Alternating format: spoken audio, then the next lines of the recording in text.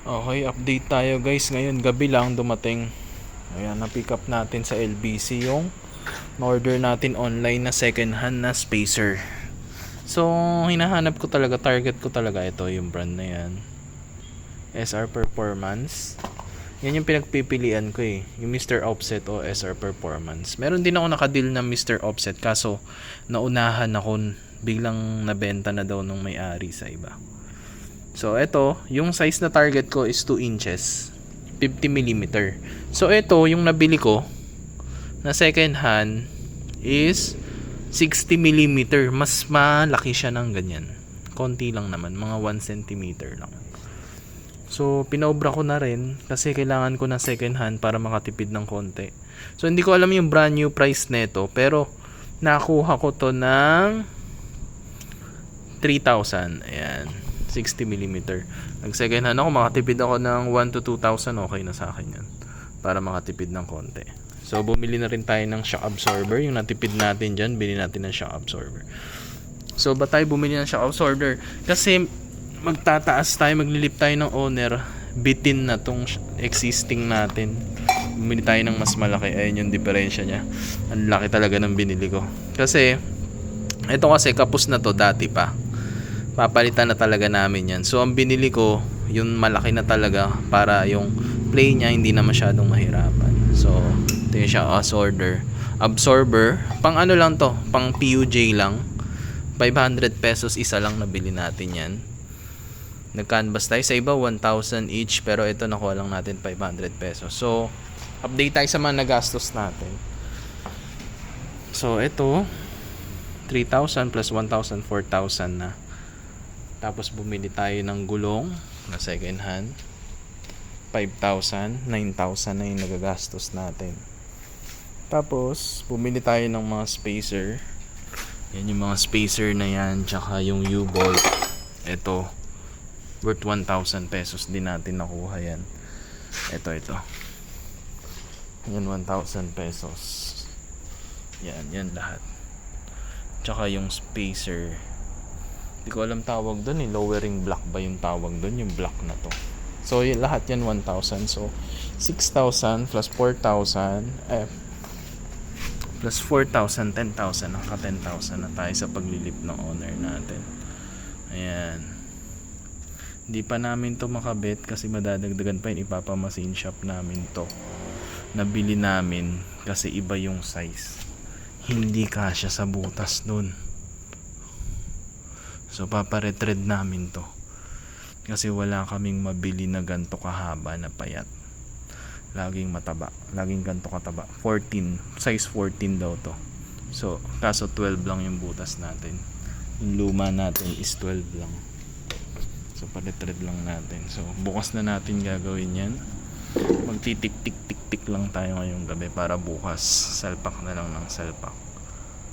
So yun guys, nalipat na rin pala namin yung preno, yung hose ng preno. From dito to dito, binaba namin siya. Kasi mababatak pag tinaas na yung, nilift na yung body. So yun, nakalift na siya ng 2 inches. Ayan. Yan, 4,000 yan lahat.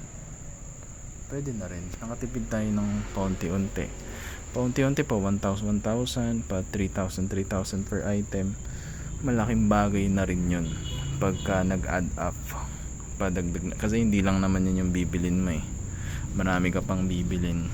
So pa 1,000 nakakatipid ka, malaking bagay na yan. Pinagsama-sama mo yun, malaki rin yan. So yun lang guys, update namin kayo bukas pag na na namin, nakabit na namin.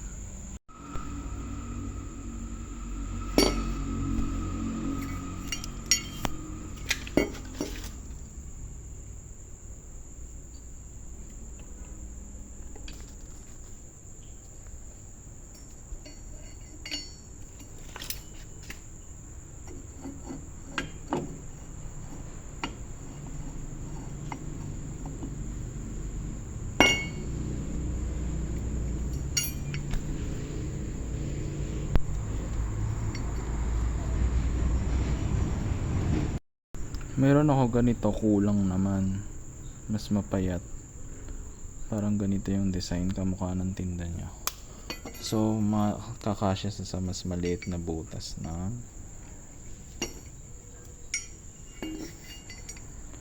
yung kakasya sa butas. Kailangan ko yung kakasya sa butas. So ayan, kasya siya rito sa maliit. Ayan, pagkakasya lang natin siya. Ayan, kailangan ko yung papasok na ganito para makabit yung spacer. Ayan, i-double natin yung load. Okay, guys, nakabit na natin yung shock absorber. Ayan. I-double natin. Para single. Nakabit na rin natin yung U-bolt. Kasya, double nut, kasya. Ayan pala, malawag pa pala. Kaya pa magdagdag ng 1 inch eh. Ayan yung U-bolt natin. Kabit na yung shock absorber na bago, 500. Nabili natin yan. Sayang yung logo. Nakabit na. Bumili kami ngayon ng bagong U-bolt. Kasi yung nabili namin dating U-bolt, yung pasunod nung spacer, etong spacer na to, mataba. Nasaan na ibang tornilyo? Eh kaso wala kaming heavy duty na barena para butasan yun. Tapos pag binutasan yan, kailangan namin baklasin tong buong to. Medyo malaking trabaho.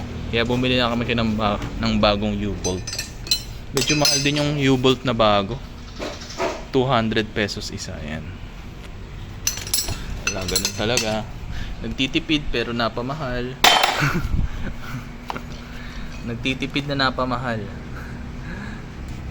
Kaya kailangan check nyo rin bago bumili. Kakabit lang namin.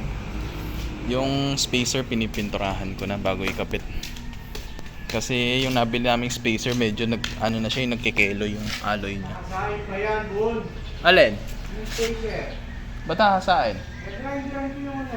Hindi, inano ko na to yung yung ginrinderan ko na nung panghasa. Hindi, yung dowel. Yung bakal. Para puputulan? Makawasan pa yun. Hindi, pwede naman yun. Pininturahan na naman. Kataon na yan, tuyo na to. Ayan. Dalawa lang muna para sa front.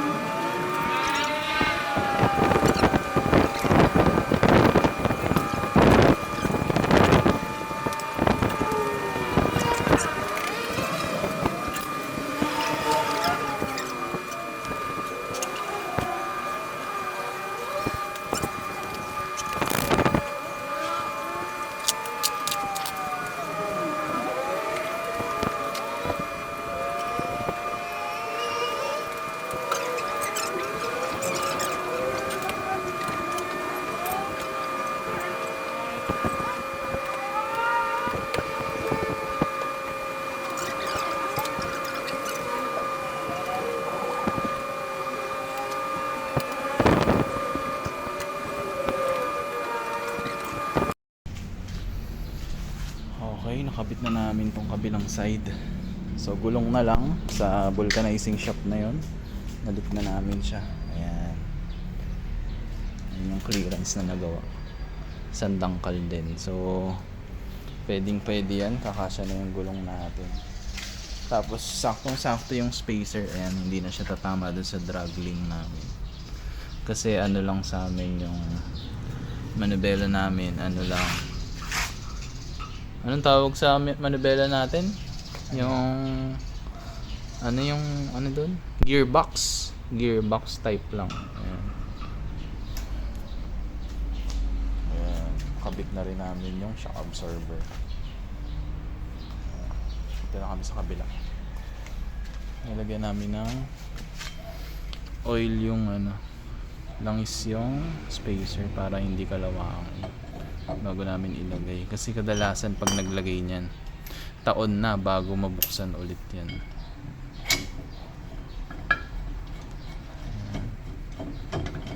Ayan, nakabit na rin dito yung U. Yan yung naging lift namin, 2 inches. Ito yung existing, so nagdagdag pa.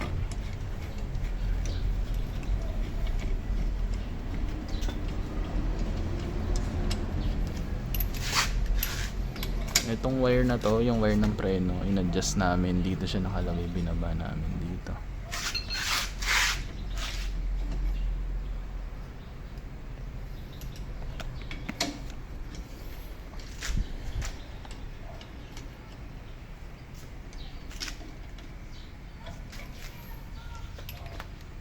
Yung spacer, pininturahan ko na rin pala yan. Kaya ganyan. Bagong pintura.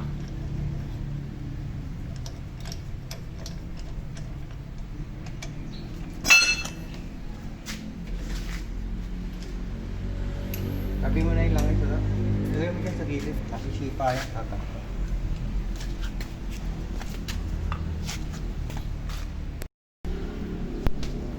Mahigpit yung mga tuwerka niyan. Yan, inano ko na yan, binrush ko na yan, yung mga tuwerka. Talagang maskip talaga.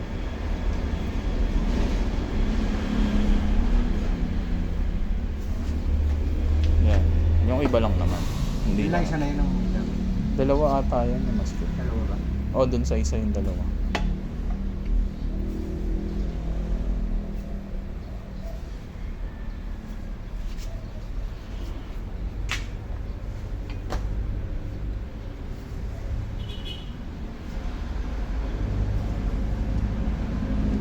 Ngayon, etong ano na to, di ba total na ilabas na naman yung gulong, Daddy?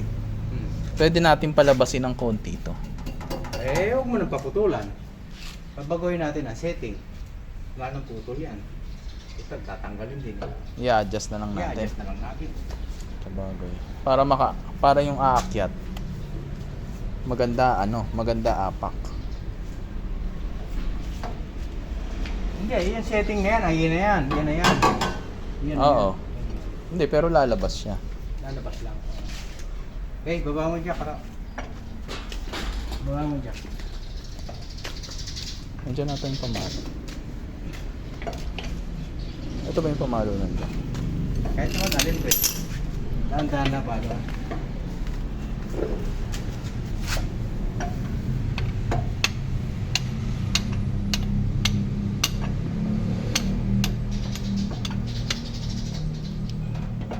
Oh.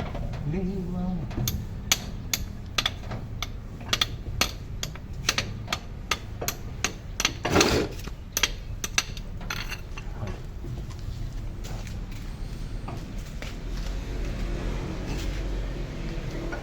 Tutubuhan pa ba natin yan? Hindi na.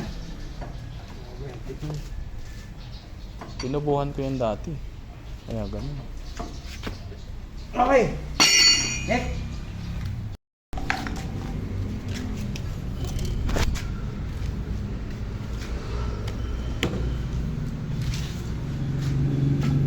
Kaglit lang sa likod eh. Sa harap lang talaga. Hindi mo pusisi yung harap eh. Hey, sir!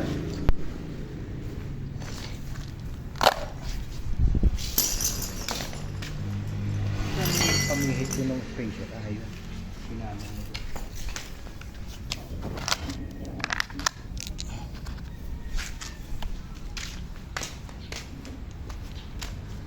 Yun yung handle. Handle lang, pero tubo.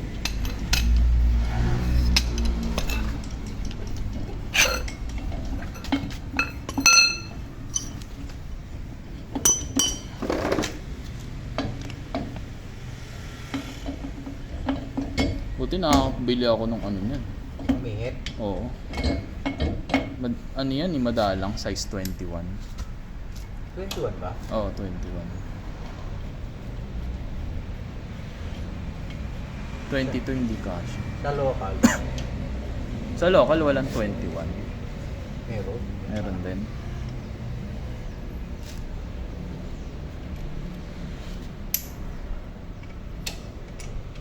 Last one yun. Vulcanizing na lang. Bukas, ibibili Change na lang tire. yan. Pagkarating ng luwas, ay lang, hapon na kami dadating. Mga ano na ito magagawa. Tatanong ko rin kay mami kung Biyernes. Biyernes na tumahi po.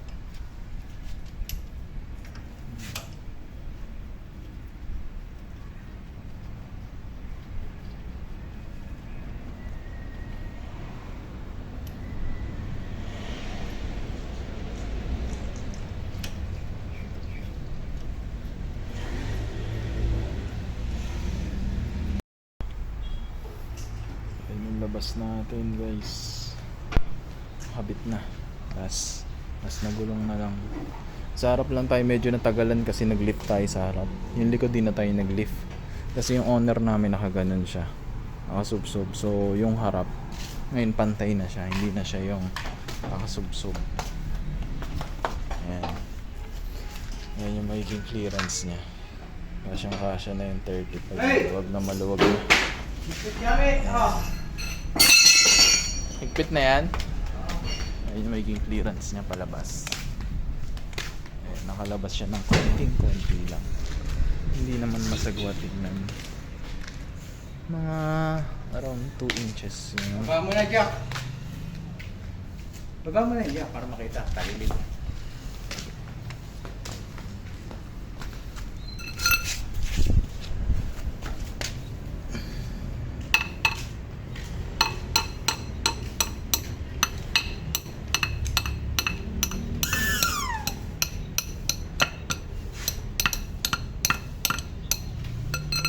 Toy! I-atras na lang yan. Approach natin konti para mababa sa lupa. Ang galing mo na yung Jack mo dyan. Kailangan eh.